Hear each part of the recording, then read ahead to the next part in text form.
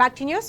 హైదరాబాద్ బాలనగర్లో అగ్ని ప్రమాదం జరిగింది. దాసరి సంజీవయ్య కాలనీలోని ఓ ఇంట్లో తెల్లవారుజామున మంటలు చెలరేగి ఇంట్లో నిద్రిస్తున్న సత్య శ్రీనివాస్ అక్కడికక్కడే సజీవ దహనమయ్యారు.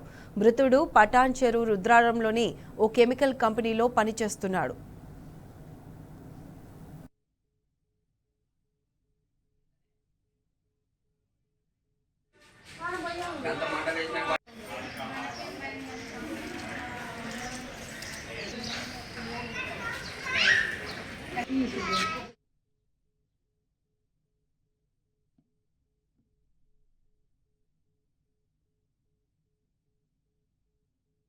నిమిషాలకు సౌండ్ వచ్చింది. లైట్గా సౌండ్ వచ్చేలాగా వచ్చి విశాఖలకు ఆయన పండిన దగ్గరికి వెళ్ళి మంటలు వస్తున్నాయి.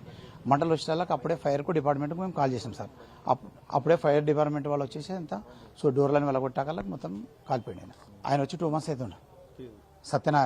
సత్య శ్రీనివాస్ ఆయన మ్యారీడ్ అయ్యి ఒక వాళ్ళ మిస్సెస్ కూడా లేదని వాళ్ళ డాడీ చెప్పింది సార్. అంతవరకు తెలుసు. ఈయన